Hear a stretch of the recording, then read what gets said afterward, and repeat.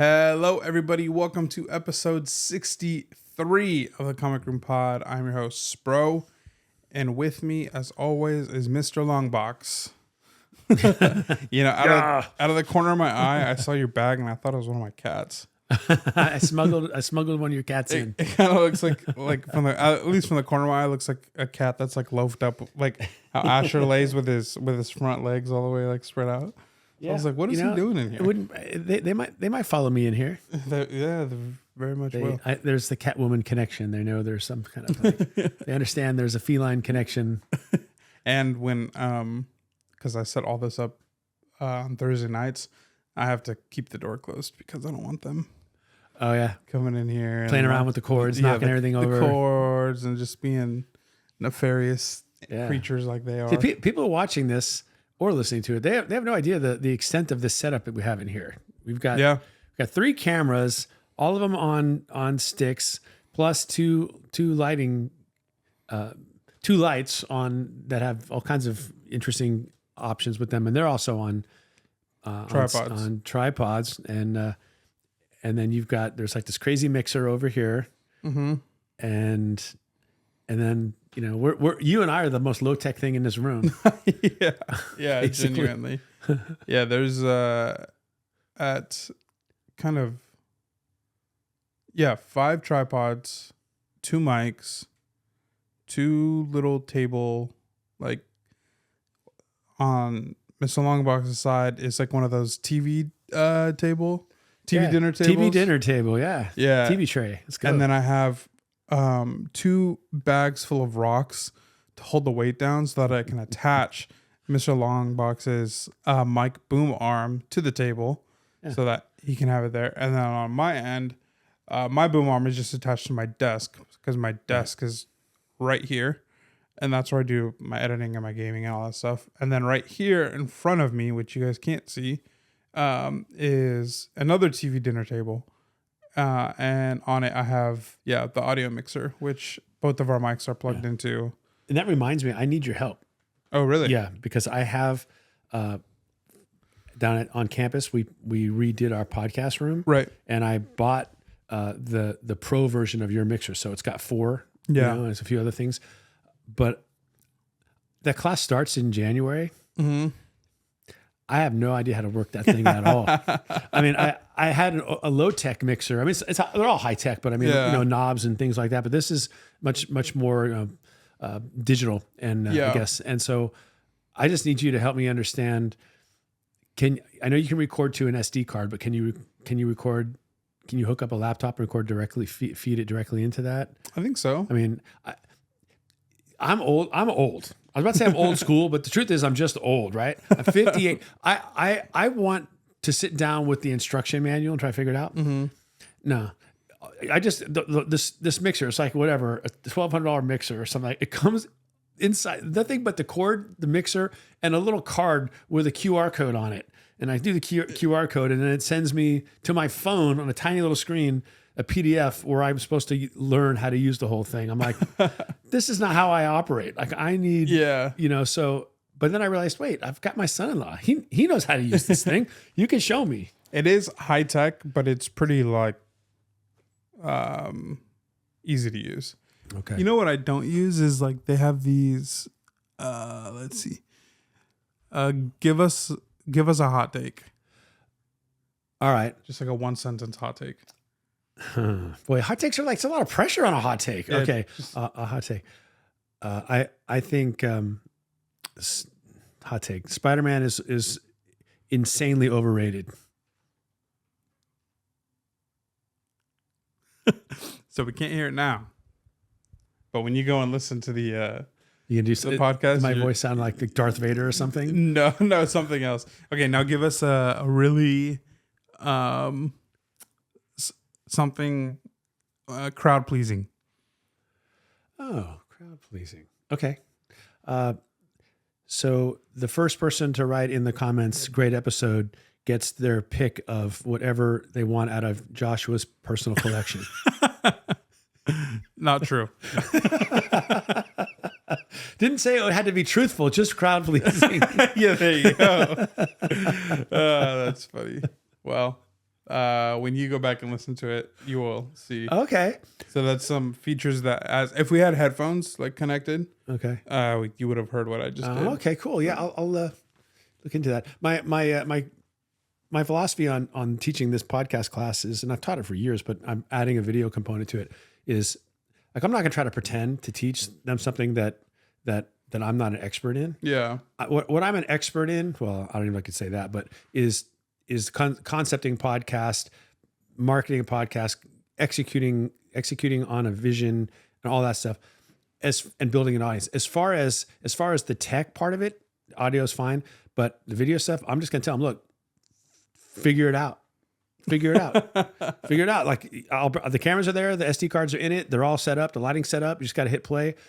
You guys figure out how to edit this thing. I'm not going to teach you how to edit this thing. If you want to do that, we offer another class on video production and video editing. You can take that class. And there's probably a few students in the class that go, but aren't you the professor? Aren't you supposed to teach how to do it? I'm going to go, well, I'm going to teach you how to think about doing it and conceptualizing your podcast and give you an opportunity in the studio to work it out. But I'm not going to get in there and show you how to edit it because I don't know how to edit it. Yeah. I mean, I could figure it out, but not good enough to pretend to profess it to you. Well, that's also like a whole other class. Like, right. And in fact, we have a class on video editing. Right. Like, what I do when I set up is a class in and of itself. What we do when we sit down is a class in and of itself. Yep.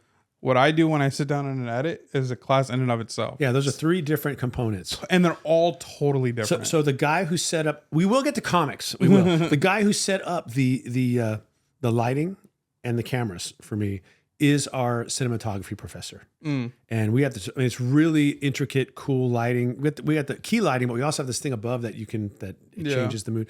And so it's basically set up. So don't mess with it. Yeah, you know yeah, what I yeah. mean? It's good. You've been set up by the guy who knows. And this guy does it in Hollywood, so he knows what he's doing. The audio, I can show them that. That's really pretty straight ahead, you know. And then the editing part, I'm not even going to try. Yeah. I'm not. I mean, I've edited videos. I can edit videos, but I'm sure I do it the wrong way, and I'm sure I do it the slow way and all everything. But we have edit bays and we have a digital video editing course. And so anyway, I don't know why I'm saying all this to you, but all that say, I definitely at least want to tell them how to utilize, how to get themselves the material they need to edit it. Yeah. You know? The whole clap thing that you do. Yeah. To make sure that there's a sync up between the audio and the video. Yeah. You guys, there's a lot that goes on to make this thing happen. It would be a lot simpler if it was only audio. Yeah, totally. But then it wouldn't be, it wouldn't be able to see our beautiful faces. Yeah. Yeah. Before every pod, I gotta clap on the audio to line up video because our audio records differently than our video. Because obviously these mics are not connected to the cameras, and there's 3 cameras. So right. Yeah. Maybe I'll just have you come down, and you and Dara come down and as guests in my class and talk to them. And I'll say, oh, and by the way, any questions about editing your video? That's him.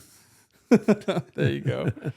Yeah, it's no joke. I mean, not just like what we do, but even like the big scale, like now, podcasts. Theirs is, I mean, they have full on production teams. They'll have like 3-4 people. Oh yeah, behind the camera, running everything for them. Like, but now you can have. There's programs. There's AI programs that will listen to, that will edit it for you. That will just simply not creatively edit it for you, but the program will be able to sync up your video with your audio because it recognizes different voices, and then it just gives you different takes. You can ask it to do a more dynamic one where it's editing back and forth a lot. There's a lot of edits, or you can do one that's a little more static, not quite so many. It will do all that for you. I've never explored that, but I'm gonna share that with my students because I don't think AI is a bad thing for that, but I would never recommend it for the actual creation side of things, but as a tool, fine. But I'm not going to show them how because I don't know how to do that. Yeah. I think you need to know how to edit. Have you seen Pluribus yet? No, I can't get Deb to watch it with me. I tried last night and they do a terrible job of marketing that thing. It doesn't sell itself at all. Like, oh really? No, the front, the card when you open up Apple TV and it tells you like about what the show is. It doesn't sound good at all. It sounds terrible. What does it say? It's like, oh, the most unhappy person on the planet is given some kind of task to do something. Basically, is all it really says. I'm like, that doesn't sound like, this is sci-fi. I need concept. What's the concept? But I'm cool with it because I'll watch. Like, it doesn't matter. I trust that it will be revealed and it'll be fun. Yeah. But we're at that point. See, my wife and I, there are shows that we'll watch together, but that's a totally different pace, Right. than I'll watch other shows and she'll watch shows. If she's like into a show, I'll leave for work and I'll come back and she's watched the whole season. Right. Yeah. It's over with. So those are the shows that I'm not interested in. Then there's shows that I like that she doesn't really watch, and I'll watch those, on my own, whatever, when she's doing other things, and I tend to do a little faster. Then there's shows we watch together, and those, we don't have a lot of nights to spend together to do that. So it's like that's a slow burn. It's the best shows for us to do that are the ones that are current, that only come out once a week, kind of thing. But I'm at that point of, okay, are we going to try to watch this one together? In which case I'll keep waiting. Or are you telling me, no, I'm not interested? In which case I'll have all 3 episodes. I think there are 3 episodes in now. 4, maybe 4 now. I'd have those watched in a day or 2 tops. So that's where I am right now. I'm in that balance. I'm not sure. And I tried last night. I ended up watching something else. And I didn't even know what the title of it was, but it was really good. It was Apple TV, and it was one of the original movies starring Ewan McGregor and Ethan Hawke. And it was, and I don't remember the title of it. I never really paid attention to the titles. Yeah. But it was about 2 brothers finding out their estranged dad has died, and then they go to bury him. And it's the story. It's I really liked it. It was really good. Yeah. Yeah, it was fun. Yeah. Pluribus, honestly, I think even just going in not knowing anything, like, I think just going in on the recommendation that, like, hey, this is the Breaking Bad guy, like, going sci-fi route, is like really all the context you need. Like, if you've watched Breaking Bad and you like sci-fi, so it's like Vince Gilligan and sci-fi, if those 2 things are attractive to you, you don't need any more context. Like, because the first episode is such a crazy roller coaster of like figuring out what the heck is going on. See, I love that stuff. That it's like, yeah, it's better that, honestly, it is on the front end, you're like, oh yeah, that description stinks. But on the back end, it is a lot better that way. Well, I understand why that would be the case, because sci-fi has a lot of not knowing and suspending until the reveal comes, and that's all part of the fun. Like, I don't have to know. So I mean, I'm all in. So anytime Apple puts out a new sci-fi, I'm already in to watch at least a couple episodes. It's just, will Deb watch it with me or not? Yeah. And I think I'm probably just going to go ahead and watch it. Yeah. But what Deb said about Apple was really accurate. She said to me last night, she's like, yeah, Apple's is hit or miss with their programs. And I think that's really true. Like, there's some excellent shows, but then there's some just terrible, horrible TV shows and movies that just like, why did you make this one? This is terrible. Yeah. And it's not anything to do with, well, early when they were first starting and now they're better. It's still that way. Like, you have, but maybe that's true for everything. But Apple, it's like it's extra. When a really good Apple TV show or Apple movie is really very, very good, Yeah. And a bad one is maybe feels worse because you have high expectations, because they have all the money in the world. They have no budget. It feels like very, very big. Did you watch Dark Matter? Okay, we got to stop. We got to talk about comics. All this is going to wind up on the cutting room floor the first 20 minutes. But yeah. Yeah. No, I mean, last thing I'll say is I haven't watched all. I've only seen a few Apple TV shows, but the few that I've watched, Ted Lasso, banger. Yep. Severance, banger. Pluribus so far, lining up to be a banger. But those are the only 3 I've seen. I don't think I've seen any other Apple TV shows. I'm not totally sure.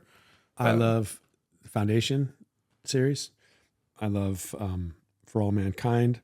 Debbie loves The Morning Show, and I liked the first couple seasons, but I kind of fell off from it. I don't like it as much anymore, but it's excellent writing. Jennifer Aniston and Steve Carell, right? Yeah, Steve Carell. Reese Witherspoon. I mean, it's really. Yeah. I'm telling you, they have no budget. They're like they have A-list actors in everything. You know? Their TV stuff has always led. Their movies haven't been quite as good, but I think they're getting better. Like the one I watched last night, the show C with Jason Momoa. It started out well and then didn't end well, in my opinion. But there's some good stuff there, and a lot that I haven't watched yet. You know? All right. So anyway, well, we would have to consider like a subtitle for our podcast: the comic room and other pop culture stuff. I mean, sci-fi, man. There's always a connection. Same world, yeah. If you guys have seen Pluribus, let me know in the comments. No spoilers, but just curious what you guys think so far. If you have seen it, if you haven't seen it, and you like sci-fi, I highly recommend it. If you liked Severance, I think you'll enjoy this. And if you like Breaking Bad or Better Call Saul, you'll definitely like this. Nice. Like even the most recent episode, like it just had Vince Gilligan written all over it. So yeah, highly recommend. All right. Anyways, today we got show and tell. Yeah. We got a little, like one piece, actually two pieces of comic book movie news. And then we'll talk about the big $9 million Superman 190 sale that happened yesterday. And we'll talk a little bit about its impact, or rather the impact that we think it might have or might not have on the hobby as a whole. Yeah, that's right. So, because it's a pretty significant purchase, and maybe any speculations on who we think bought it. Yeah, I have my theories. Yeah. So we're gonna get into all of that. You can follow us on Instagram. I'm at @Spurs_Comics. He's at Mr. Pretty Longbox. Subscribe to the channel if you haven't already. If you want to see more episodes like this and the occasional video that I put out. Yeah, like this if you enjoy it. Share it with a friend that you think might also enjoy it. And there was one more thing. Oh, next week. Okay. So this drops on Monday. Monday night, I'm doing my first Whatnot show at 6 p.m. Pacific Standard Time. So if you dilly-dally on Whatnot, I'm going to be live there Monday, 6 p.m. So a few hours. If you're listening to this on drop day, then I'll be live there just a few hours after this releases. Well, more like 11 hours after this releases. And then I'm going to be doing a Black Friday show on my IG Acclaim sale. It's going to be free shipping. So if you're listening to this within the first few days of its release, you can come to that show. That's going to be Friday, Black Friday. Excuse me. I don't have a time yet. I haven't set one. But yeah, come on by. Free shipping, slabs, raws, keys, iconic covers, maybe even a book that's on this wall. Oh, wow. Okay. Is going to be in that show. So yeah, that'll be on Spurs_Comics on IG. That's Friday, the day after Thanksgiving, Black Friday. I don't know the date. And then Monday night, Whatnot.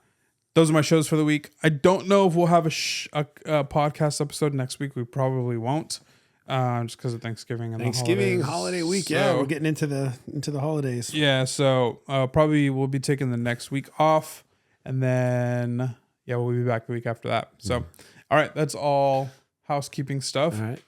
I'll start. Give us your show and All tell. right, my show and tell is holiday themed, and it's three books. One is it's ironically one is late, one is early, and the one that would be right on time I don't have. But I have these old comics that just I think capture the fun of comic book collecting, comic book reading, the kind of nostalgia. And they're these holiday issues. And the first one is and I don't even know what the issue number is. Marge's Little Lulu and Tubby Halloween Fun. You know, it's from the 50s. In fact, if I get my reading glasses on, I can here. Hold that for me for a second. I can read the back of it. Okay. Yeah. What does it say on there? Okay. It says, it is Dell Giant, Marge's Little Lulu, Halloween Fun, issue number 2. And this, all I know is it's from the 1950s. And Halloween's over, but I had something else to show that week. But anyway, that's kind of fun, like a Halloween comic. You all see that? Yeah. Well, Halloween. There's one, and then I have a Christmas one also from Marge's Little Lulu, the Christmas Diary. It's also from the 50s. Oh, nice. This thing is thick. Yeah. Look at that right there. Yeah. This thing, it's those 100-page giants from DC. It's bigger than that. This thing is it's 80 pages, but back in the 50s, paying 25 cents for a comic was serious business. But anyway, there's a cool back cover, front cover, and it's just, if you open it, it's just full of like cool Christmas games and toys, and I don't know. It just reminded me of like the wonder of the holidays when I was a kid and how I felt. Mm-hmm. How much fun it was to wonder what was going to be under the tree, what my gifts were, and also, but not just that. It was like school had neat things going on. Back then we sang. Things are different now, but we sang like Christmas carols at school and Hanukkah songs too. So we try to represent like and we did like cool like crafts and Christmas tree ornaments and I don't know. It was something. There's something fun and magical about Christmas or the holiday season when I was a kid that gets captured in these comics. And so I wanted to just kind of share a little of that with you guys. For you, those of you who have young kids, how special this is for them. Like they're gonna if you're parents and you got young kids at home.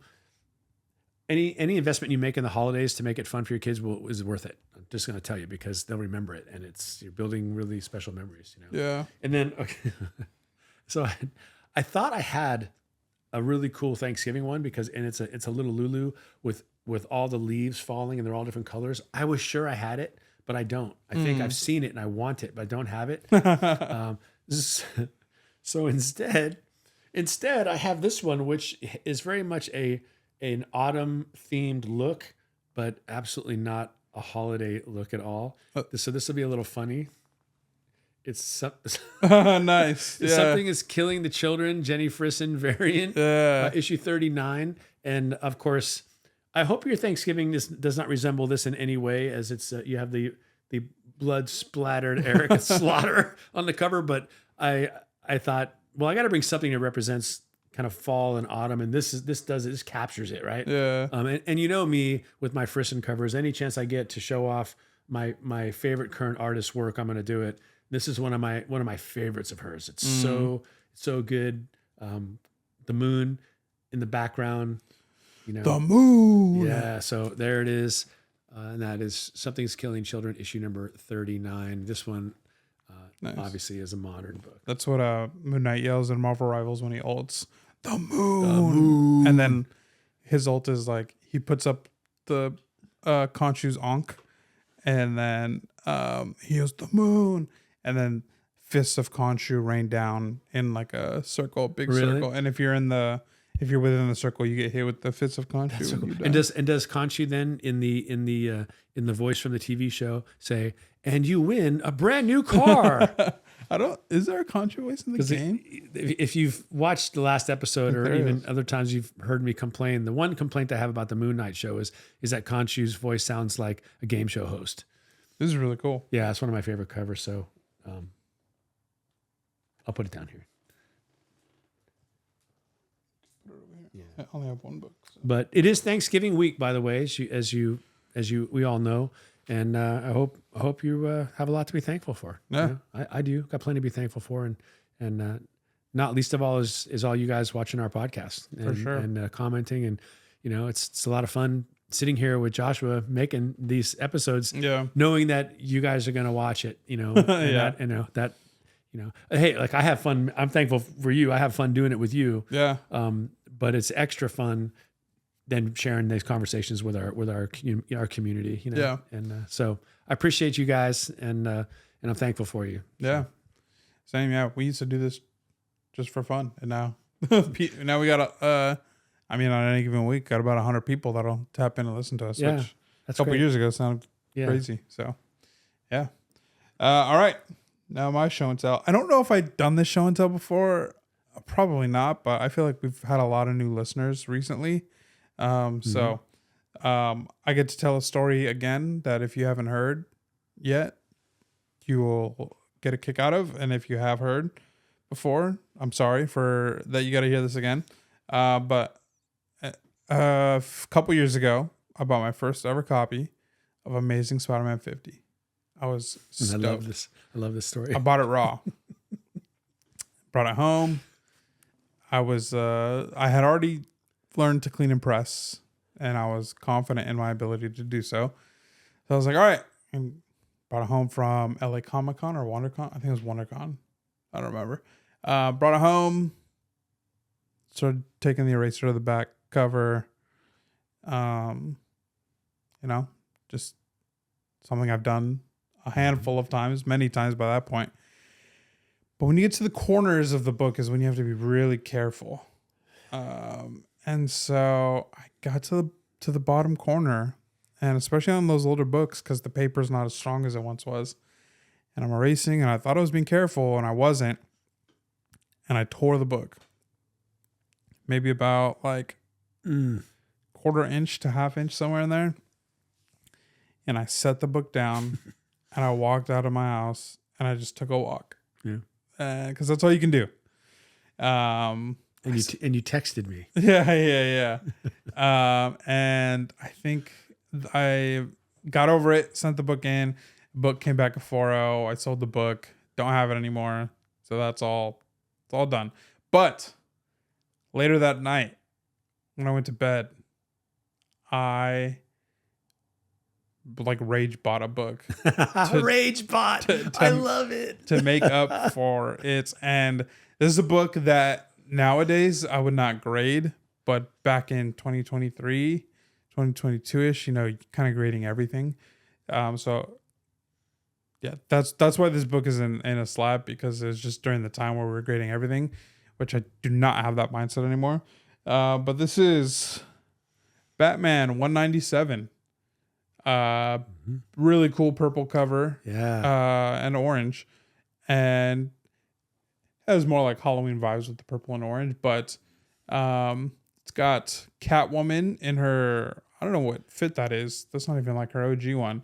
No, it's like an interim one. I mean, I wouldn't say interim, but it was just a very short amount of time that she wore that green costume, and not very many covers at all. That's a sweet grab. Yeah. So Catwoman cover and Batgirl cover. So I do collect Batgirl covers.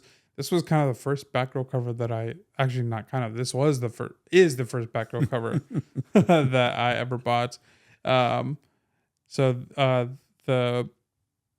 The dialogue on the cover is Batgirl says, "You'll take Batman to your catacombs over my dead body, Catwoman." And then Catwoman says, "Have it your own way, Batgirl." And then the bottom left kind of just says like a title, I guess. It says, "Catwoman sets her claws for Batman." So sounds like Batman's got some of DC's finest fighting over him. Yeah, Bruce Wayne gets all the girls. It doesn't hurt to be a playboy billionaire, and also, he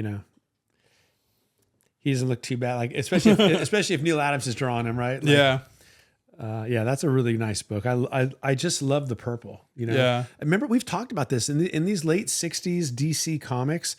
They weren't sparing any expense as far as color. No, not really. I mean, you think about it. If you ever try to print something, it's much cheaper to have white on the background because it's not color. Yeah, but that's a ton of ink. Yeah, and purple's not. I'm not an artist, and I'm not a scientist either. But I'm pretty sure purple's not a primary color. Purple's like a combination of blue and yellow, I think, makes purple. So it takes twice as much ink to have a purple cover as it would even have a yellow cover. There's a reason that when they went in the golden age, when you have a lot of yellow covers and red covers, because it was primary color, it was cheaper to do yellow because it's just yellow. Yeah. But if you want to get purple, you have to do a mix. Yeah. So yeah, they weren't playing around like and there's a bunch of them like this. Yeah. You see green backgrounds, purple green backgrounds. That's just a really, really great book. Yeah. I'm glad you slabbed it though. Yeah. I have this book, and I'm you 2 years after you slabbed it, in that I don't want to pay to get it slabbed Yeah. because I know it's going to come back probably like same grade, but I would love to get it slabbed because it displays better. Yeah. And this is display worthy cover. Yeah, it definitely is. You know, I'll probably get around to it just because of the whole, you know, me and my Catwoman covers and all that kind of Yeah. stuff. But really nice book. Yeah. Yeah. Look at me showing a Catwoman cover. I know, right? I love it. Welcome in. Speaking of that real fast, we didn't plan to talk about this, but we got to talk about the link, the eBay link you sent me, which was a page from Batman 1. Yeah, I'm still convinced that was you.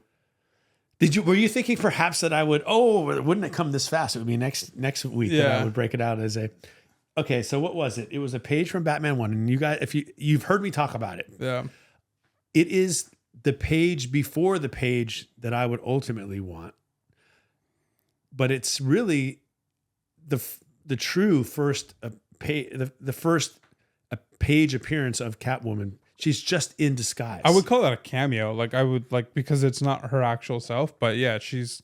Yeah. And it's so interesting because the way Batman 1 is the first appearance of Joker, but also first Catwoman. And the way Catwoman is revealed and rolled out in the issue is there's this old woman on a cruise ship and then some jewels get stolen and the Batman, because he's a detective, he's figured it out. And so he, gets a hold of this old woman and then takes off her wig. And that's all that happens. Getting a hold of this old woman and taking off her wig happens on that particular page. Yeah. On the back of those two pages. But then the very next page is Batman saying, well, gets to get rid of the makeup. And then you see Selena Kyle as inspired by that one actress, and I can't remember her name, but looks, that in her full, recognizable, that's Selena. And she's not called anything but the cat. Yeah. And then she says her first line is, what, you've never seen a pretty girl before, or something like that. And then she kind of flirts with him and then distracts him and then escapes. Yeah. You sent that to me and it was like $1,400 rounded up. It's on eBay. Yeah. Yeah. On eBay. And it was a graded CGC graded page of that page. Yep. Yeah. And I have said that's a piece of comic history that I'm going to own at some point. And had it been the other page, I don't know. I mean, I would have been really hard to say no to, but I just bought FF5. Yeah. I mean, but isn't that the way it always works though? Like you said, I'm going to blow out my budget and then I'll be disciplined after that. I won't do anything. And then the very next day, the other thing that you really want shows up for a really good deal, So, and Joshua sent it to me. I looked at it and, I'm contemplating it and telling myself, you can't do it. I had the devil and the angel on my, on my either shoulder here. And then it disappeared from eBay. It got, that's my story. And I'm sticking to it. It suddenly was no longer available. Didn't really say sold. It just said it's no longer available. And I surmised that maybe somebody contacted him or, circumvented the system somehow. But that would have been, Yeah. Which now makes me think there's two pages I need. I need both pages. I kind of need both. I mean, if I was collecting Catwoman, I wouldn't mind having both. Yeah, right. And just frame them side by side. Yeah. I still think you bought it. I don't know. Well, I did buy Batman 1 this week, but it was the $10 facsimile at our local comic shop. The large, bigger size. Oh yeah. So those are cool. So I've got Superman 1, Tech 27, Action 1, and a Cap. Oddly enough, Cap 2. Weird. I know. Can I get a Cap 1, please? But anyway, I thought about it, and I didn't have much time to think about it before it disappeared. But there seems like there's always something. And I showed you, or I just told you, Josh, before we started recording, there's actually a Fantastic Four issue #1 on Instagram right now in a 2.0, same conditions as the one I bought, only like $1,200 less than I paid for it. But mine's a white pager, and mine looks a lot better. But nonetheless, if there are any FF1 buyers out there, it may already be probably already gone by the time this is you're watching this, but Yeah. that's a crazy price. Yeah. It's a Yeah. crazy price, like $5,500 or something like that. Yeah, that is a good price. Sorry, I'm trying to pull up my. I think it's somewhere else. Man, it's been so long since we've done proper news. Oh, here it is. That I forgot Proper news. how to find my bookmarks. All right, two pieces of news here. First one is, and this is only. I wouldn't be bringing this up, except for the fact that okay, I'll just say it first. A major action scene for Spider-Man Brand New Day has been filmed in a prison. The scene shows Spider-Man fighting an army of ninjas. Really? Well, you know what I think when I hear ninjas? Exactly. Daredevil. The Hand. Let's go. So that's one theory. But we also know that Mr. Negative has been a villain that has been talked about, and I'm blanking on what Mr. Negative calls his crew. But also, they wear masks, so ninjas can just be like a very general term. True. A very blanket. But when you say ninjas comics, when you say ninjas in Marvel Comics and on a street level, I immediately thought the Hand. So That would be great. that would be crazy. So I mean, then I start thinking about Elektra too. It's Elektra. Yeah. we're getting into my favorite characters now. Yeah. I would be amazing. Now, could it be the Punisher? Is that possible? Or am I mixing up the TV show with the movie or what? Well, okay. Spoiler alert for the Zdarsky run. Okay. Wait, I'm reading. Are you reading it right now? Okay, never mind then.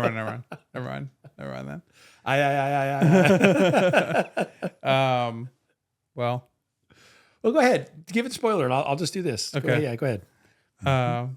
So Punisher actually leads the Hand in the Zdarsky run. So, Good? yep. Yeah, I didn't hear anything. All right, perfect. But when I watch, because I do like to watch our podcast to see how we do, I'll have to mute it. Yeah. All right, so this first piece of news, just some nice. Yeah. It's food for thought. Is Daredevil going to show up? So we'll see. All right, this next piece of news is actually pretty significant. Remember a couple years ago, they announced that they're going to make a live action Teenage Mutant Ninja Turtle Last Ronin movie. Mm-hmm. That has been canned. They're not making it anymore. So, Well, sorry for all you who spec'd on The Last Ronin. yeah. And that's a lot of you I know. Yeah. Doesn't mean it's a bad book or anything, you know. Very beloved story. Yeah. I think we learned our lesson tying too much spec to what the studios are doing. Yeah. You know, I think that we've all been burned by specking on a character where the movie sucks. Yeah. Yeah. So, following that, they did say though that a new Teenage Mutant Ninja Turtles live action movie is in the works. It's just not going to be Last Ronin. Oh, okay. So, they're going to try to make like the Sonic franchise, you know, Sonic the Hedgehog. Like, yeah. They have like 3 of those movies. They're going to try to kind of do the same thing. A quote is they want to Sonicify the franchise. Okay. And then apparently like, so it says is no longer happening from like for the Last Ronin, but it's like if they're going to go live action, you could tell the story Last Ronin later. Like they might just be building up to that story. So they tell like a like a trilogy of TMNT movies live action. Yeah. And then for like the 4th movie or like a spin-off movie following events of like the 3rd movie, you could tell the Last Ronin story. So it could be leading up to that. It reminds me of it had to be 10 years ago now, maybe longer. You guys remember Mouse Guard? Mouse Guard came out. Never heard of that in my Yeah, life. see, you never heard of it. That's my point. It was a very, very popular, like 6-issue run, just about mice, and they have certain soldiers that guard against the cats, and and it was kind of a Watership Down sort of vibe to it. But anyway, it was linked to being, I believe, like a TV show or something like that, and it went crazy on the spec market, maybe like mid 2000s. So it was maybe 20 years by now. I don't even know, but a lot of people FOMO'd into it, and I had the whole run, and I wound up selling it kind of in the peak. Never got that high. Like I think Mouse-Guard 1 got up to like $40. It wasn't really like huge, but now you've never heard of it. It's gone because it didn't get produced, but it doesn't take away from the fact that it was a good story anyway. You know what I'm saying? It's like I think we give too much power over to what's getting produced as far as what the value is, Yeah, and maybe also too much power over to when things get canceled. Totally. Yeah. And of course TMNT lives in a realm above that, Yeah. We've talked about TMNT. I would love to have a first print of issue 1, and I'm not even a TMNT fan, but that's my generation's. You can't say it's my generation's Spider-Man or anything like that, but it's something. No. It's something. Yeah. It's new, but that's its Grail rollout. Yeah. I would say. Yeah. Why didn't you buy a copy? I asked myself that, but then I quickly console myself in realizing, no, I think they made like 1,500 copies. Even if I was looking for one, I couldn't have found one. I wouldn't have been able to find. Well, I wonder what they were selling for at cons, if there were any. Yeah, I could have probably picked up second prints though, and those are worth a lot too. I think that would have been more reasonable. But yeah, it wasn't what they're selling for now. Yeah, anything. But could have retired. I think I'm gonna retire anyway, whether I can or I can't. Like at a certain point, it's you kind of just decide, well, ready or not, here I come. You can't retire until you get TMNT 1. I just run. If I run out of money, then then I'll let the government pay for everything. No, I don't know, but if I had a few TMNT 1s, I wouldn't mind. I wouldn't mind selling them and retiring sooner. All right. Now on to the meat of the show. Yeah, let's talk about it. Big news. Speaking of retiring. Yeah. Superman 1 sells at Heritage Auction for, I believe, the auction blah blah blah was like 7 million, and then buyer's premium brought it to 9, which is crazy. Don't you think at some point you suspend the percentage of buyer's premium when the book goes for 7 mil? I mean, slap a $2 million premium on it. That's insane. Well, I guess that's the money probably that goes to the auction house. That's probably what that is. Yeah, but I mean, are they doing $2 million worth of work? No, but it's once in a lifetime, so they got to make hay with it. Yeah, and I'm not underestimating what they do, because what they do is legit. Yeah, but I mean, so tell the story. Like I saw the news, and I saw it talked about various forums, but I couldn't really find out what's the origin of this book. It's not the Selling Superman book, right? It's not the one from the Fantast collection. No, I think it was just found in an attic. What condition is the Fantast one? I don't know. I think the Selling Superman's available like on Amazon Prime. I'm gonna watch that documentary. But anyway, this thing was found in an attic, and it was a 9.0. Yeah. Yeah, it was. The impossibility of that. How random and impossible that is. I was just before I came here when I was pulling out these 2 little Lulu books from my box in my closet where I keep my Golden Age books. Guess what I saw on the lid of the box? A silverfish. Yeah, a silverfish. And I, hit it on the ground and then stomped on it. But now, as you guys know, what I'm going to have to do is isolate that box, take it out, like into my garage, and I'm going to have to pull out every single one of these Golden Age books and go through page by page, because if there's one silverfish, there's more. They're not solo things. So imagine a Superman 1, any comic book, sitting in an attic Yeah. and not being devoured by bugs, rats, mice, weather. It's just crazy. How does something like that? I've got books that I bought in the 80s off the rack, put them in plastic, put them and just moved around in my life for 30 years, then sent them into CGC and it comes back in 8.5, dude. Yeah. How in the world?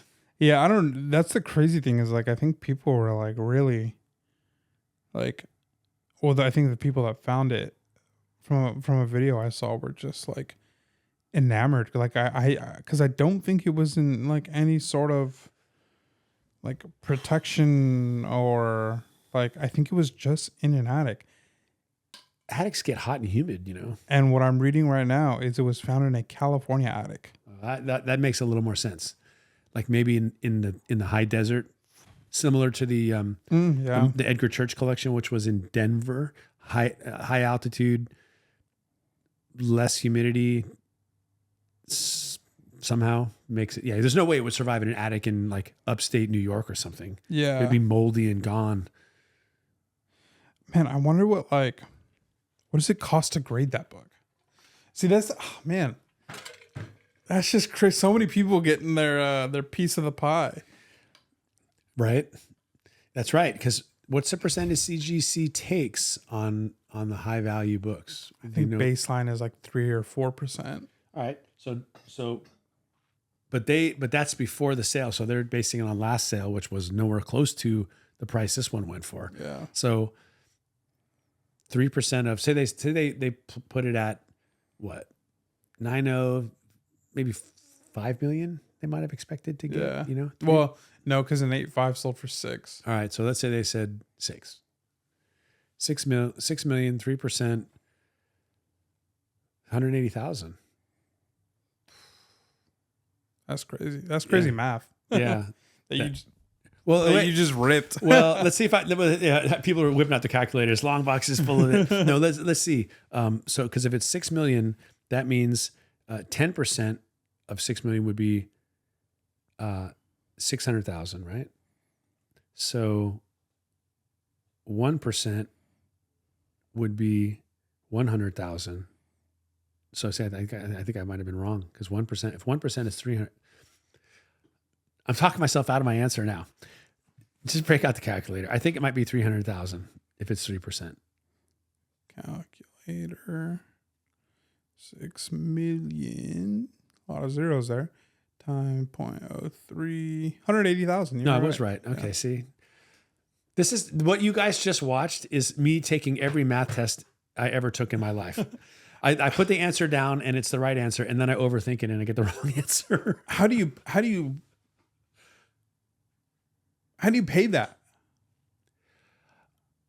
That's a really good question because you can't really. My credit card on file? I don't have $180,000 credit limit. Oh, you don't?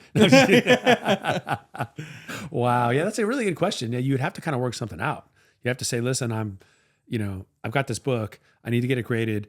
I will be putting it up for sale. We need to drop a contract. Maybe the contract is you just get 3% of what I sell for. Maybe that's what they did. Oh, heck no. But then you get more. Because what did it sell for? 9.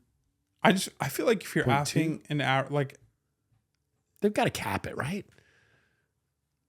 I don't know. Yeah. Is there a cap? Why would there be a cap? Yeah, I don't know. Corporate America, baby. Yeah, no caps. CGC grading.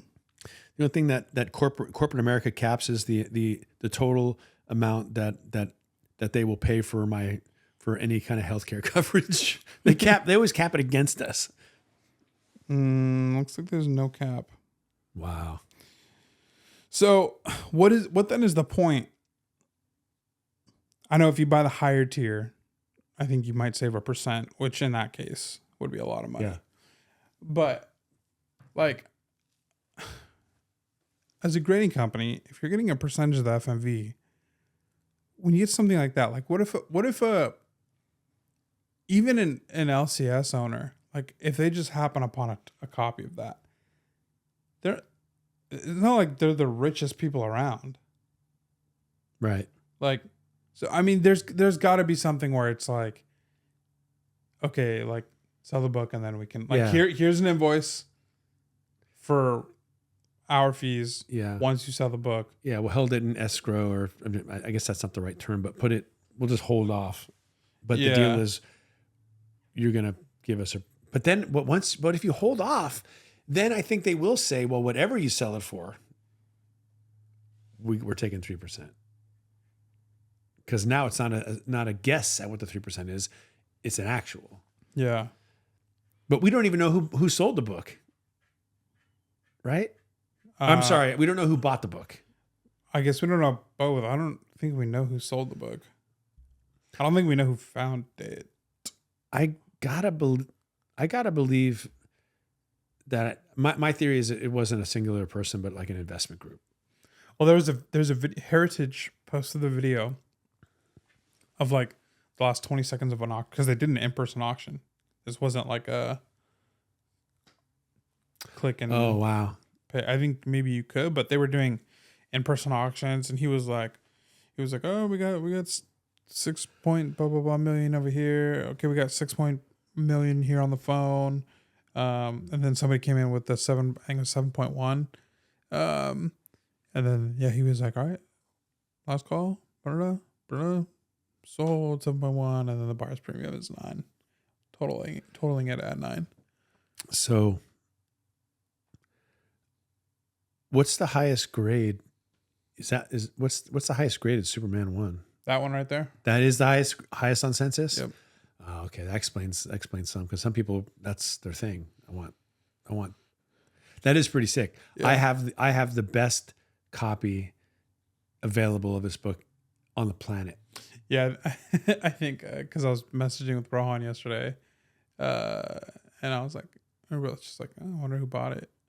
And then I think he's like, it's like, yeah, I mean, there's billionaires out there who are just want to show who's bigger. So True, and that's pretty much probably exactly what it is. Yeah, that's right. But I was about to say, well, it's a complete blue chip book, and you'd always get your money out of it. But then and that's probably true because it's highest graded. But if a 9.2 shows up, then suddenly no, it isn't. And the premium that you paid to get the highest graded is gone. So there's a risk. And also, it's not Action 1. Yeah, that was the other thing that I'm like, all right, right? I'm like, well, there's quite a few copies of Superman 1 out there. They printed a lot of them because Superman was hugely popular by the time they got around to its own title. Action 1 is but listen to me like talking down Superman 1. I mean, come on, right? Superman 1 is iconic, gorgeous cover, amazing. It is it's Mount Rushmore. So yeah. What is your Mount Rushmore? If you make it 5 books, Golden Age only. No, Golden Age only. Yeah, I don't even know if I have 5 Golden Age books that I could just rip like that. Well, I mean, the easy 4: Tech, Batman, Superman, Action. Yeah. What about Marvel Comics 1 or Captain America 1? Value-wise, they'd be up there. Okay, I go Tech and Action. Tech, Action, Batman, you guys know what I'm talking. Tech 27, Action 1, Batman 1. I don't know, maybe. Yeah, probably Marvel Comics. And I don't know, I guess it'd be between Cap 1 and Superman 1. I would tend to lean Cap 1 though. I kind of think I think those are your 6, and then there's a drop off at whatever 7 is. Yeah. Like those are your 6 interchangeable ones right there. Obviously, Action 1 and Tech 27 are cut above, but I mean, those are value wise, they're all kind of grouped together, closely together, and yeah, you can't really go wrong. I think like in order. Oh, excuse me, that yawn hit me out of nowhere. I think in order of like what I would like to own, Tech 27, Batman 1. Oh man, Then Action 1. I really do like Cap 1. Like Yeah. investment wise, it would be like, oh yeah, I mean like Action 1 obviously, but Cap 1 is just such a cool book. I mean Hitler getting punched. Yeah, it Come doesn't get any better than that. Come on, man, knock that dude out.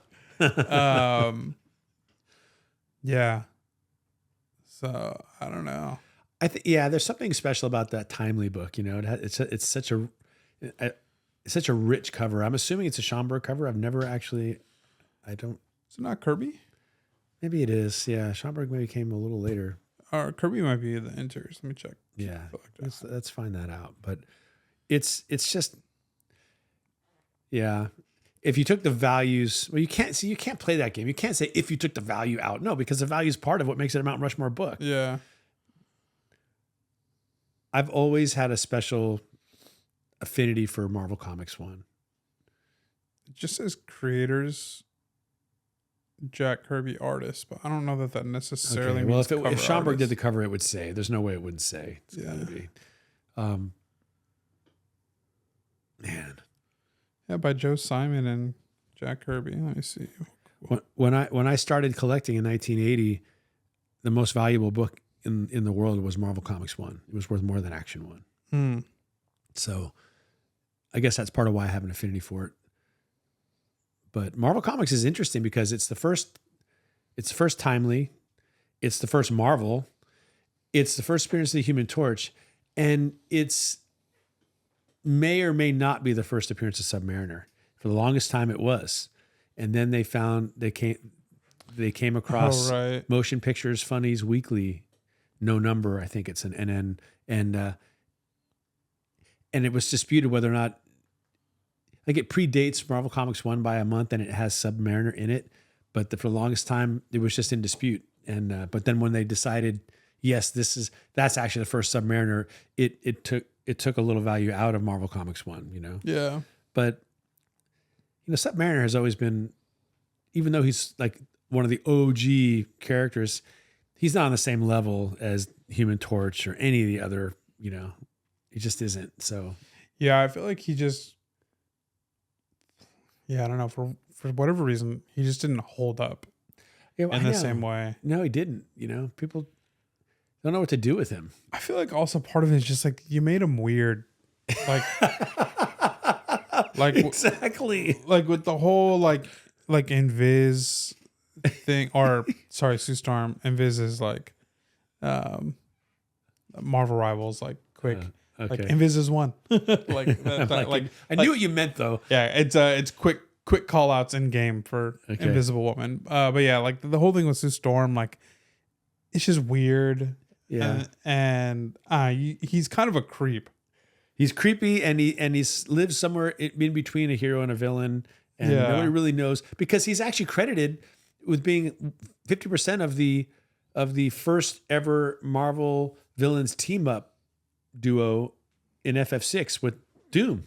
Yeah. So he's a hero in the Golden Age, but he is reintroduced in the Silver Age as a villain and recognized as one, but becomes a hero. There's just some ambiguity about it, and he acts weird. He looks weird, and we're not sure, is he a mutant? What's going on? Because that was something that got retconned in or whatever. Yeah. So there's a lot of He just didn't hold up too well. No, he just didn't. He doesn't take him in the right direction.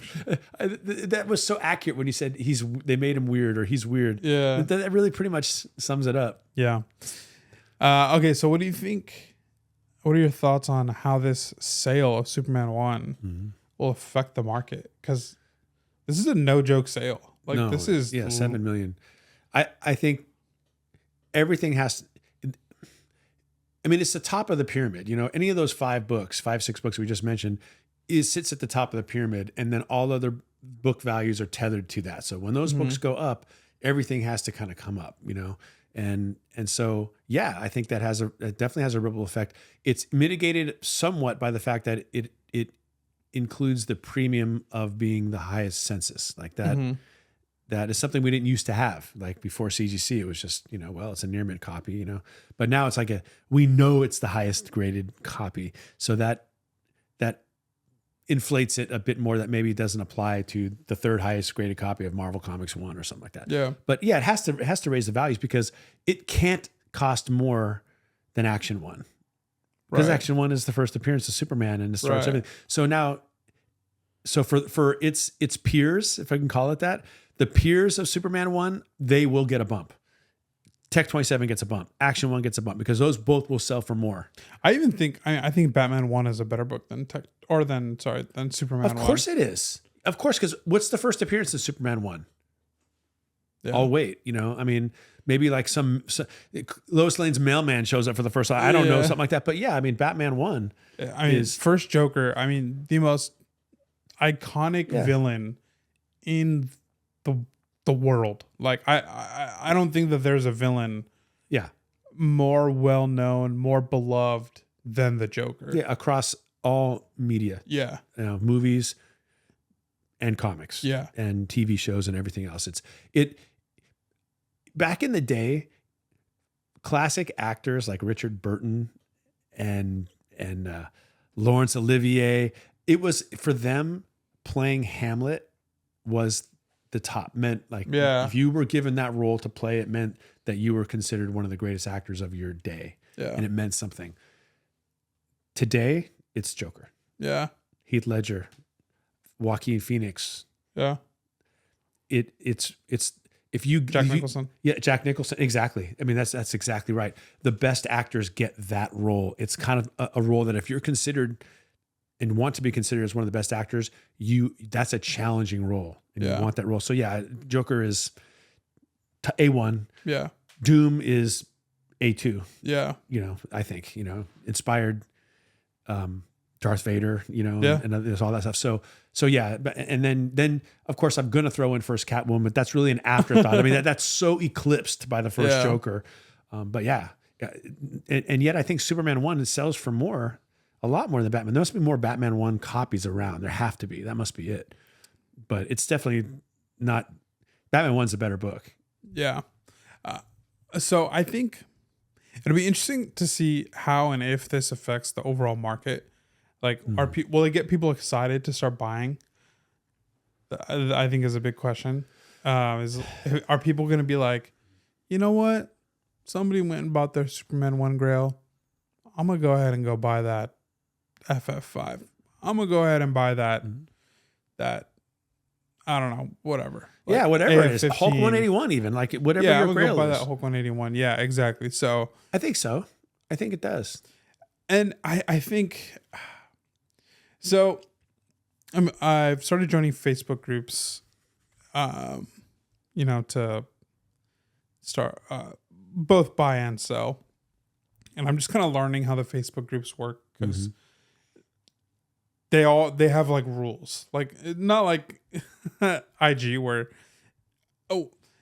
Facebook makes IG feel like the Wild West.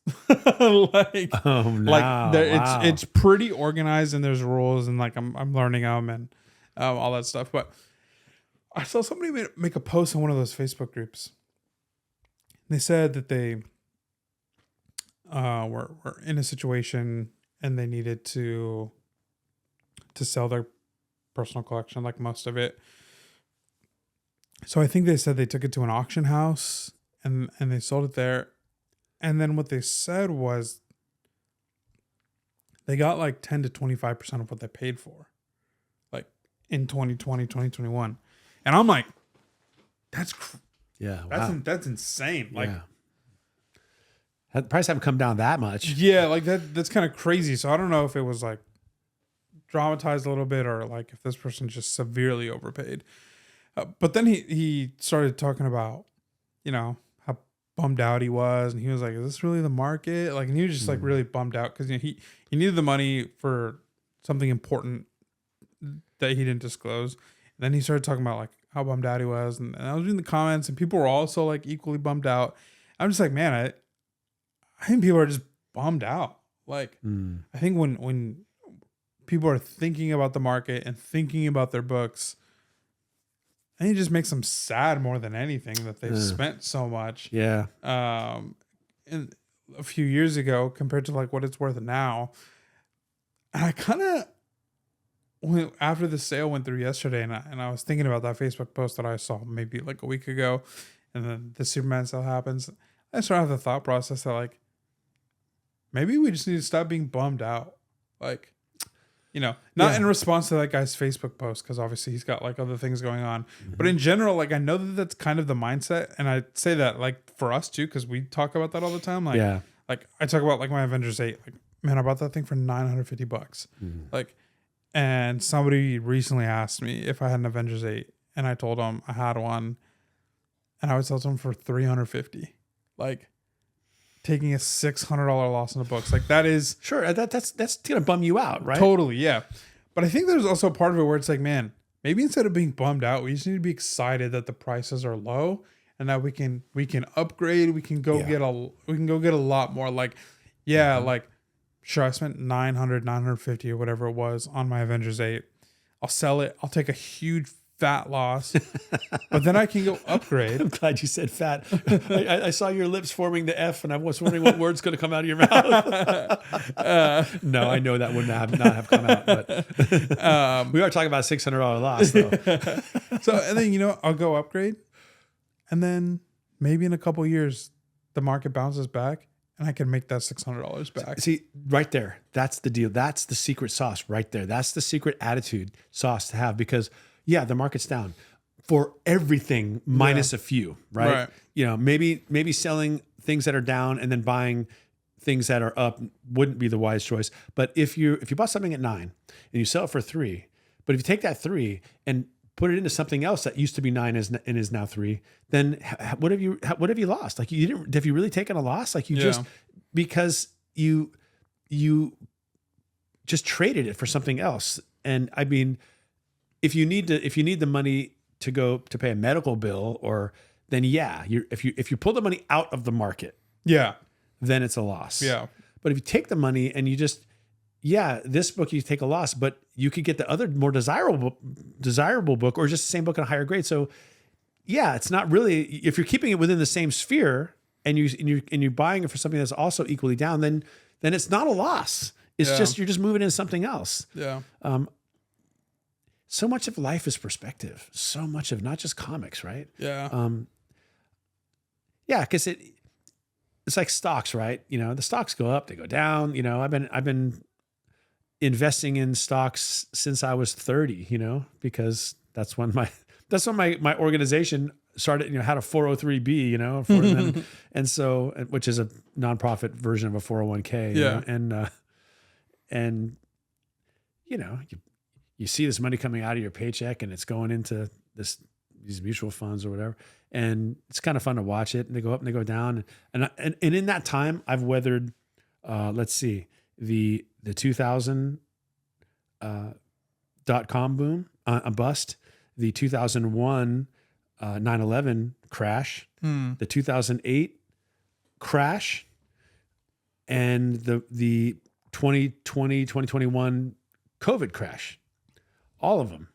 And it does make you sad to look at your number and say, well, it was this yesterday and now it's down here today, right? It's not a good feeling. But the truth is, if you're not taking your money out, if you're not withdrawing from it, all it means is that every 2 weeks when you get paid, your money's buying shares at a cheaper price. And as long as it goes up before you hit whatever age it is you're going to start withdrawing, 65, 67, 72, it's actually better if it tanks. You make money on the dips. So don't worry about it. It's not that different from comics, you know, either. And so it's just about perspective, you know. But sure, of course. I mean, if you dwell on that stuff, it can be sad. And sad sacks don't make for, you know, don't make for high velocity buyers. You know what I mean? People just like feeling low and bad. But hey, like you said, so move the book on, get away from the loss, trade it in, is that you sell it, take the loss, buy something else, and then you can put the loss behind you, and you have a different book, and you can move on. But every time you look at your Avengers 8, you're thinking about what you paid. But there's ways around it. Like I pretty recently, I only did it for a small portion of my collection because, otherwise, it'd take forever. But there was a box of the books that I have that are signed, and it sits in my closet. And every time I get a new signed book, I look at it and I put it away. But the other day, I just took the whole box out. I said, what do I have in here again? Let me just pull them out and look. And I got excited and happy about my collection all over again. This is some really cool stuff in here. Like this is a really cool little corner of my collection. I'm really proud of this. And I'm happy that I have these, and I think maybe we forget sometimes to just enjoy the hunt and then enjoy the capture of these books that we love. And if we're only specking, if it's only about money, then, but is it really only about money? I know it isn't for you and it isn't for me. Yeah. It's fun. Yeah. It's getting to do this stuff, Yeah. It's surprising you with FF5 when you didn't see it coming, it's finishing a run. It's getting a book that you love by a cover artist that you just really admire, signed by that cover artist and framing it. And it's just, and then you tell, it's like a tattoo that you don't have to wear on your skin. Yeah. You can show it and say, there's a story. Nothing wrong with the tattoo, by the way. Yeah. I don't have any tattoos. I think I'm going to get the Mike Tyson one. Oh, there you go. Looks good. Oh, if I'm going to do it, I'm going all the way. I tease Debbie. So I'm going to get like a tattoo that goes up my neck. She's like, no, you cannot do that. Yeah, I think in the case of the original Facebook post, like in that case, when you're, pulling the money out of the market, like you said, like, and you have to put it into something else. And especially when you buy that stuff, like when you buy some comics, you're definitely hoping that you can get at least your money out of it. Right. There's obviously some comics that you buy and you're never going to get your money out of it. Like, and so, and that's like a tough conversation that I have to like navigate when I have people that want to sell me their collections. Yeah. Where it's like, they're like, oh yeah, like I have this box. Like, I don't know. Like I want what it's worth. And I'm like, well, you gotta, whatever it's worth, it's not actually worth that. Or you got to work really, really hard. Yeah. To get its worth out of it. So that's something. But, when you invest into like, I don't know, Silver Surfer 3 or Batman 227, Hulk 181, ASM 129, ASM 194, Hulk 181. Like when you invest into those books, for sure, you hope to get your money out of it. So definitely like I can understand, you got to sell your collection. You got to pay for important things in life. Like that's definitely like worth being upset about. But yeah, just if you're cruising and you're collecting and you're just bummed and it's like tamping down, you're buying, like it's, you almost got to be bullish in these times. Yeah.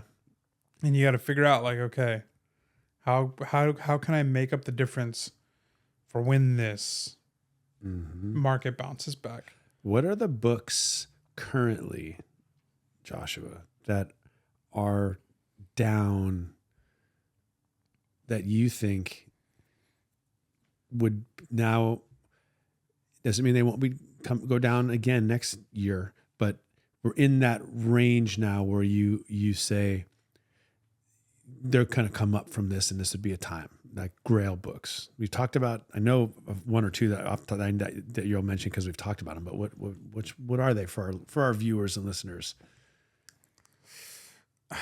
Clearly it's not Superman 1. I mean, the only one that really comes to my mind right now is FF5. I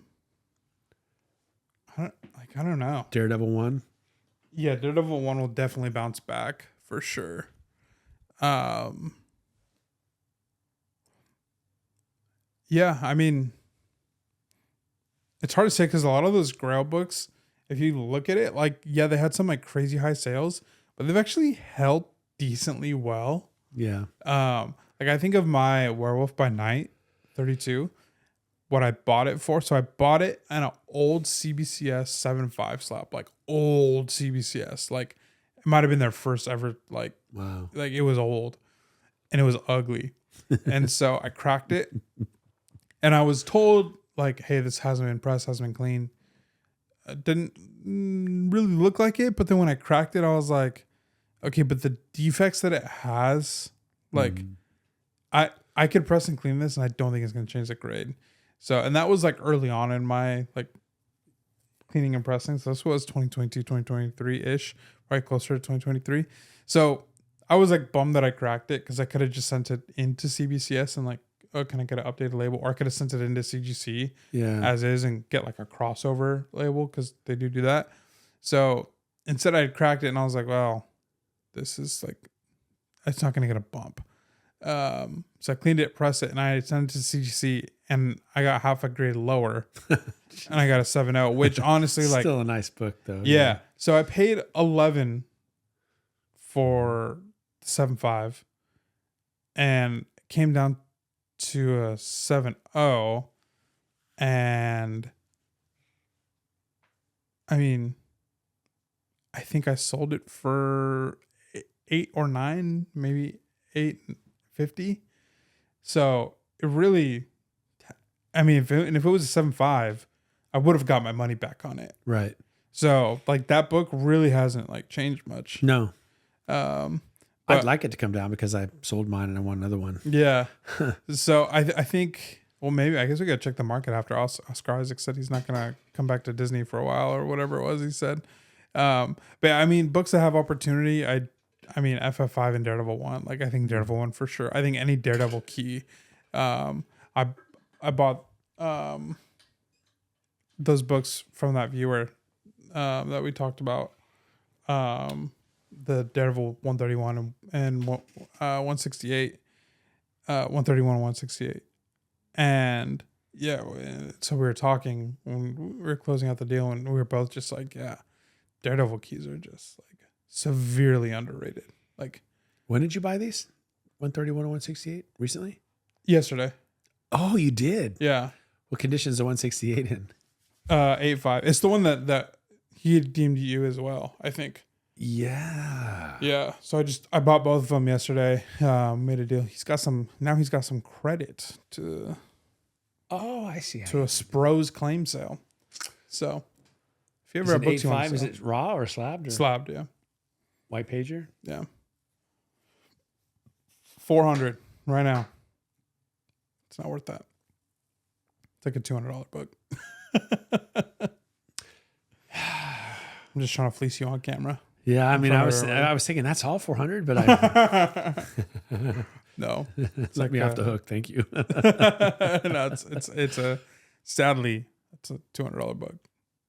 Wow. Yeah. But it gets up to the $600 and $800 range when you get into the 9, so it does. Yeah. So him and I were just chatting a little bit, and it's just like, man, these Daredevil keys are like severely underrated, man. Like, yeah. First Elektra from the most iconic. I know. They just haven't really done enough with that character. I don't know what to do with her.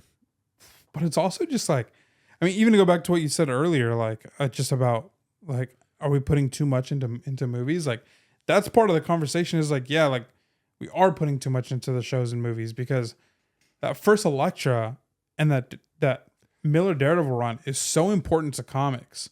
Yeah. Like it's actually more important than any appearance she makes in a show or movie. That's 100% true. Like this is part of a run that, in my opinion, is the greatest like run in all of comics and had one of the biggest impacts on comics as we know it today. I am sitting here because of that run. Yeah. And a lot of people are. Yeah. Frank Miller changed the game with that. Like with that and with Batman and Neil Adams on Batman too. Like I think Frank Miller took what Neil Adams was doing with Batman and really just like really leaned into it. Yeah.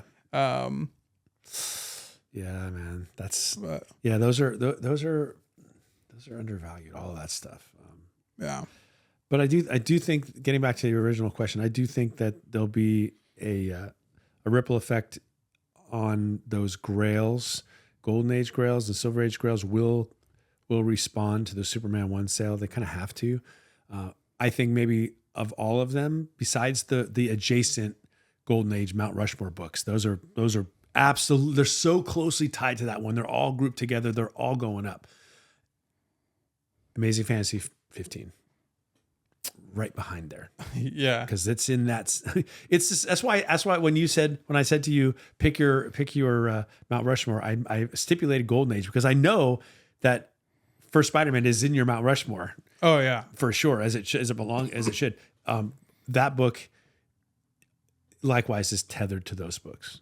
Yeah. That will go up because people will say, well, if Superman 1 sold for 7.1 plus the buyer's premium, and so that Action 1's going up and First Batman's going up and all, well, what about for Spider-Man? I mean, come on. Yeah. It lives on another realm, on another level or two above every other Silver Age Grail. Like it's so far above the next closest suitor, which is Hulk 1, I think, and then FF1. It's just way up here. Yeah.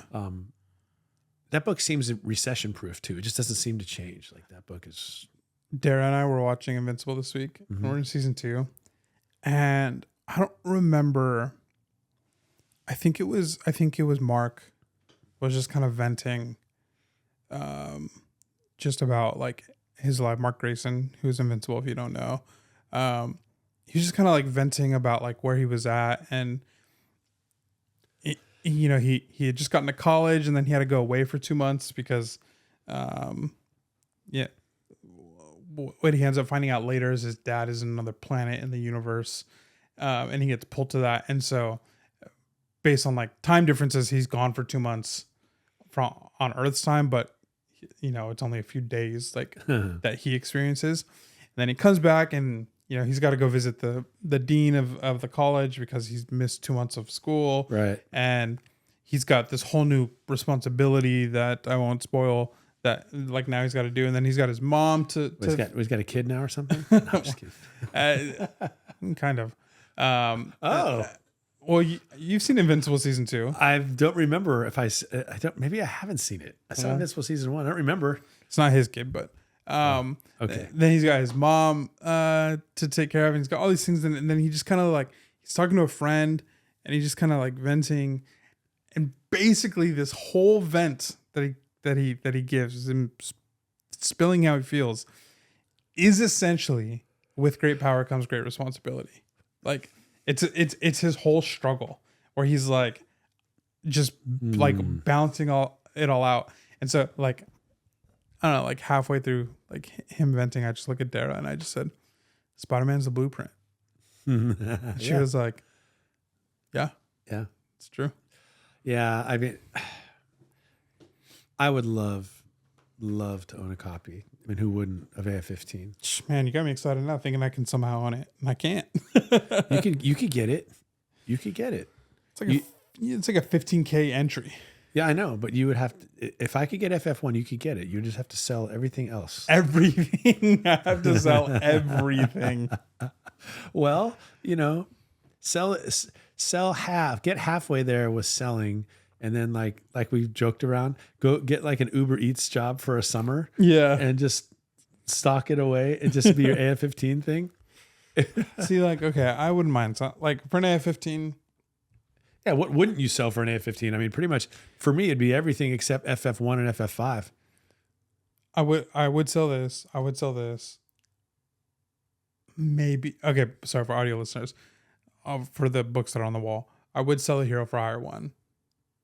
I would not sell my ASM 129. Maybe I would. I don't know. That would be like I'd really have to like sit and think about it. Like, okay. FF7 5.5 white pages, I would sell it. FF6 6L white pages, maybe. Probably. I probably would because I'd probably be like, I have FF5. It's fine. Right. Avengers 25 7L white pages, classic Doom and a Wanda cover. Come on, man. I don't know if I can do that. ASM 194 96. Okay, so here's the thing, because I have that other one, the error print, in an 8.0 white pages. I would sell one of them. I just don't know which one. Yeah.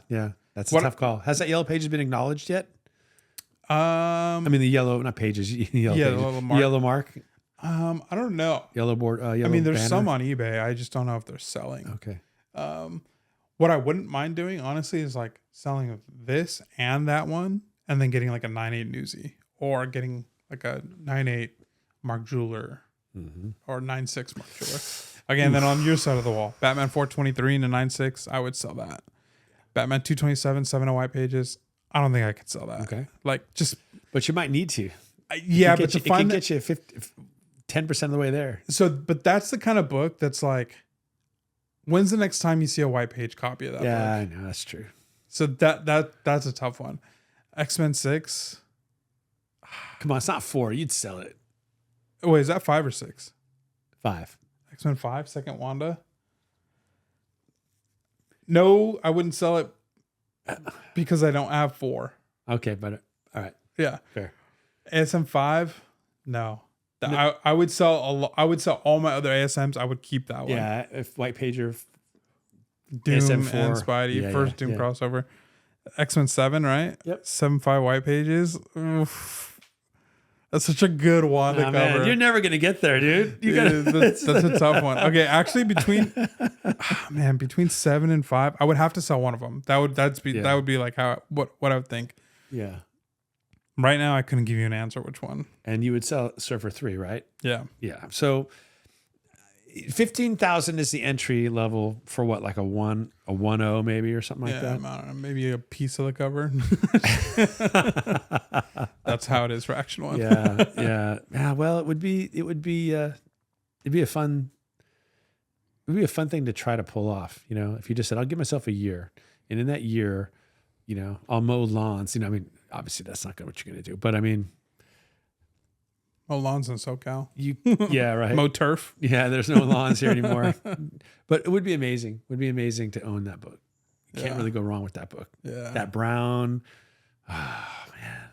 Yeah. And clearly, you know, my hot take that you asked me to do at the beginning of this episode, I don't really believe that. I understand why Spider-Man is what he is. And I would love to own an AF-15. Would be, you know, Yeah. would be amazing. I would settle for a ASM 1 though. I would be okay with that. Yeah. FF cover. Yeah, right? Yeah. So, I mean, would I sell my collection? I would sell like 98% of my collection. There's a couple, like the 227. I love that cover. If I really, really had to, like if it was the book to get me over the edge, Yeah. I probably would. But that to me is a book that's like, I'd never seen it before. It was they weren't giving a white page inflated price. They were just asking a 7.0 price. I could not buy it. So I did buy it. But a lot of these other books, like I would be able to get again. Mm-hmm. So then, yeah, maybe, you know, because I would keep the 227, I would sell this because I would be able to get it back pretty easy. You could. I mean, just try to picture yourself in the future. Future you getting that thing in the mail, you sign for it. You come in here, you open it, you open the USPS box or FedEx box, and you pull it out, and it's all wrapped. It's a CGC slab wrapped in all this bubble wrap, and as you unwrap it, you begin to see that familiar, iconic cover with Spidey coming down on an angle with the perpetrator. He's on the rope, on the web, and then you pull it, and then you have it in full, not that way we all see it, which is in a picture on a screen, but actually in your hand. What that would be like. Yeah. And you have now. It's not just a blue chip. It's like a hot air balloon. It's diamond always, chip. It's always going up, Yeah. and you're just on it, and it's just.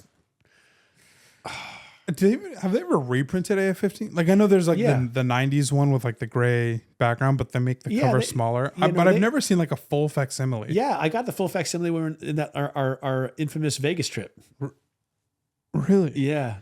Wait, was that a full facsimile or just fake? It was no, it was a full facsimile. Okay. Yeah, I got a couple of them. One was like said Marvel Milestone, and it wasn't. And one was a reprint that went all the way out to the edges. I think that's right. Yeah. Dang, $50 for a facsimile? Because it's just everybody wants a piece of it, man. That's crazy. Maybe I'll just get an international variant. That's so funny you would say that after last week. I would not. Like international, they're trash. Yeah. I mean, You would shock me with that show and tell. I got the Argentinian version. It came out in 1981. I mean, look, I have a Mexican printing of Avengers 8. Like, it's a different cover. It's really cool. The back cover is, I think I had it show and tell. If not, I'll do it next week. It is really cool. I bought it because I love Kang. The back cover is amazing. I didn't buy it as like an investment piece. Like, Right. that's what I don't understand about like international copies. Is like when they're printed like 15, 20 years later. Yeah, there's a novelty, and people there's a niche, collector group there, but not for investment. Yeah, that's the thing. Is like if you're telling me like, oh, this is super cool and it's not like crazy expensive. Yeah. It's like, yeah, I could buy into that for sure. But then it's like when it starts to be like, oh, this is investment level, the print run is crazy low, which is true. So therefore it's worth just as much or closer, and in some cases worth more than the original. Yeah. Nah, man. If it's not US print, I don't want to hear about it. I think would be a fun episode. It would be for us to come with like our top 2 or 3 books from the respective eras, from Golden Age on up to modern, that if we could not have anything else, but we could have these, what would they be? A couple Bronze Age books. You can pick 2. A couple Silver Age books, or 1 even. A couple Golden Age books. What would they be? And we might have to exclude like the top 6 Grail ones because it's kind of obvious. Like, of course, we're both going to say Tech 27 and all that stuff. But let's just say, not those, a little more obscure Golden Age book. Maybe it's Eerie issue 1 or something like that. I think that would be kind of a fun episode. We could put because I could think of some off the top of my head, but a lot of it I would really have to, because it would be emotional. Like there's emotional reasons why I would want certain things, and not necessarily because they're the most expensive one. Yeah. But anyway, that's a thought. I almost wanted to share some with you right now, but I want to say that because that would be a cool episode too. I mean, we can do that on the next episode if you want. Yeah. So not next week, but 2 weeks from now. Yeah, I got 2 weeks to consider. Yeah. Yeah, I mean, I guess A15, it's not impossible to get, because I think it would not be too difficult to sell my PC and get that. As far as raw books, I would have no problem moving on for that stuff. As far as like 80% of my slabs, I probably would not have a hard time. But it's that 20%. Yeah. And it's that 20% that's worth the most. Yeah, the 20% is probably half of what you would need. Yeah. That's the hard part. And that is the hard part, because it's it's you're like cutting into bone. Yeah, like ASM 5 is just like it's such it's ASM 5. Yeah, it's such a sweet book. Pager, Doom, first time out of FF. Yeah. So plus this ASM 5. Like I said, FF5, like I just couldn't. I think I could sell my Daredevil 1 to get into an AF15. I would hate to use my boy Matt like that, but you could always reacquire that Daredevil 1. Yeah, like sorry, Maddie. I have to admit, in the week that I've owned it, I'm finding myself strangely attached to FF5. Like almost more than FF1, and I don't know if that makes any sense at all. I mean, because FF1 is the Grail book, but FF5 is the hot book right now. I guess that's what it is. I mean, hot, it will be hot. What I mean by it is all the other FF books are coming down after the movie, and as we all expected they would. That's kind of how it works. But I can hear the cat scratching. But FF5 is like on deck. Yeah, and plus it's the new shiny thing that I just picked up. But, but I'm finding myself staring at it. But okay.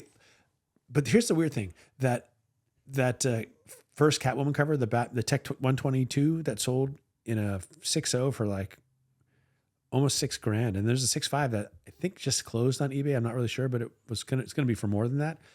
That's halfway to AF15. There's no way I would spend that much on the first Catwoman cover. Even the thought of it, because I'd say, no, if I have that much money to spend on a comic book, I'm going to set it aside and then wait till I have that much again, and I'll get a beat. I almost said banger, a beat copy of AF15 just to get it. Yeah. So yeah, there's a certain point where certain comics, like when Superman 1 goes for 9 million, it raises things, right? But also these ultra mega grail books also hold down the prices of some things too, because at a certain point you say, well, I'm not going to buy this book because now I'm getting into territory where this book is possible. And so it keeps it in some weird way, it can raise the value of everything, but it also creates the ceiling for it too. Yeah. I'm not paying 50% of what I could get an AF-15 for the first fair. Catwoman cover. I don't care if the Catwoman, if Detective 122 is a 7.5 white pager. I'm not doing it if I can get a 1.0 AF-15. Yeah. Because I still think it's the better book. Yeah, for sure. And I mean, it's not just I think it is the better book. Yeah. I mean, okay. So to comment on what you said about FF5, I think also like FF5 is obviously FF1 is like the kickoff of the Marvel universe, and just like the first appearance of all four of those guys. Yeah. But FF5 is like the book that, in my opinion, should be worth just as much as FF1, or the gap should be a little bit closer, because it was about what, like half, right? Yeah, half. Yeah. Because Doom is iconic for sure, but villains also like solidify the heroes. Yes. Like in their position. So it's like Doom also kind of solidifies like the Marvel universe and FF. Yeah. Like he is securing FF's heroism. Yeah. Doom and Galactus. Those are the two, right? Those are the two marquee villains for Fantastic Four. And we know this because when they make a big movie that costs tens of millions of dollars to make, they're not going to have them fighting Diablo. You know what I'm saying? They're not going to have them fighting the Puppet Master. It needs to be a villain that's worthy of an epic. Yeah. Right. And that's what makes Spider-Man so unique, is that there's a lot more than two for him. Yeah. And Batman, same thing. There's a lot more than two. Yeah. You know, Superman, there's a lot more than two, but I would argue Batman's villains gallery is peak, is the best. Yeah. But yeah, you're right. Doom. The heroes are only as good as the villains they fight. Yeah. You know, and if they're not really, and that's what Daredevil suffers from. We've talked about that. Daredevil, Kingpin, which he had to borrow from Spider-Man. Yeah. Or steal from Spider-Man. Yeah. Otherwise, I mean, I think his villains are compelling, Gladiator and Purple Man, and you know, but it's just they're not marquee. Yeah, Bullseye. Yeah, Bullseye. Yeah, Bullseye's better, you know, for sure. But there's just not a lot of marquee villains for Daredevil, and that's why I think his value. So, yeah, Doom is the it guy for Marvel. Yeah, and he's mostly FF's guy. So yeah, that book is. I just didn't expect it because I'd seen yours, I'd held yours, and I wanted it, but I was like, yeah, you know, it's not like. But I gotta get FF1. But now that I have it, I'm so glad I have it. Yeah, I'm so glad and I'm thinking now that I have it, I feel like I should have just bought 1 and 5 first, and then added the rest later, because these are the ones that are most, you know. Well, it's also like that. FF1 was the biggest book to get, but FF5 was the one to close the door. Like, it was the final book, so there's something like maybe that's treasurable about that. Yeah, that's a good point. I thought about that. Yeah, it's the book that closed the door. Yeah, that blew out the candle. Yeah. What other metaphor can I do? It made all things right for your 1980s self. It really did. It really and truly did. Yeah. Next is Tech 122 and Tech 122, Daredevil 1. Tech 122, Daredevil 1. You need a Daredevil 1, man. I do. It's true. You're absolutely right. I think it's criminal you have gotten all these Catwoman covers before Daredevil 1. Yeah, but that's because they're cheaper. But now I'm in the realm where they're not. Yeah. Like, they've been cheaper up to this point. Batman 42 was close to getting into that territory. It was a $1,100 book. I saw a 2.0 Daredevil 1 for like 1,800, I think. Yeah. I was just like, I think I'm just gonna sell my 5.0 and just buy it too. Because I saw Daredevil 1 just I think yesterday for like 1,400. I think it was like a 1.5 or 2.0. And I almost, well, I can't say I almost bought it. No, I can't really say that. But I thought, this is getting ridiculous now. I'm actually surprised that because I knew where your head was at with FF5. Honestly, thought you would have gotten a Daredevil 1 before FF5, especially considering how much we've talked about Daredevil 1. Well, it's coming. It's definitely coming because, behind Fantastic Four, Daredevil's my favorite. You know? And there are times when Daredevil's more of my favorite. Every single time the new Netflix drops another season, Daredevil's my favorite character. Yeah. My top 3 are Fantastic Four, Daredevil, and Batman. I don't think Fantastic Four belongs in that conversation, and that's weird for me to say, but it's just the fact that I have chosen to collect FF. Yeah. But when we're talking about, and all apologies to Hickman, because he's, Hickman and Byrne and stuff, but and early Kirby and Stanley. But I mean, there's better stories in the Daredevil stuff, and there's better stories in the Batman stuff. Fantastic Four hasn't really yet gotten there, and for reasons that are hard to explain. But I gotta get Daredevil 1. Yeah, it's got to. I need it. Yeah, you do need it. Yeah. I need it, y'all. All right. Well, thanks everybody for listening, for watching. Really appreciate it. Have a happy and safe Thanksgiving and Black Friday. Drop in on his claim sale Black Friday. Yeah, Monday night we'll be live on Whatnot. When your wife's out shopping, and you don't want to go, you can just hang out in the car on your phone and watch the claim sale happen. Yeah. So Monday night on Whatnot, I'll have some more modern. I'll have like modern stuff, and then I'm gonna have some low grade Silver Age. A lot of FF low grade stuff. $2 starts. So come get an FF low grade for $2. I'll have some ASM. $2 starts. Modern stuff. Yeah. So almost everything will be at $2 starts. I'll probably bring some other stuff. That'll start at higher bids, and then and I'll start posting pictures of that stuff on the Whatnot in my shop this weekend, which doesn't matter for you guys. But last weekend, the previous weekend. But and then what was the other thing? I'm gonna be doing some giveaways on Whatnot too, because that's like a big thing that kind of people do. So fun. I got a couple books set aside for giveaway. What was the one? I don't remember what the other one was, but anyways, thanks for watching. Appreciate you guys. Have a great Thanksgiving. Have a great Thanksgiving. We'll see you after that. Yeah. Eat good. Yeah. Have fun. Bye, guys. See you guys.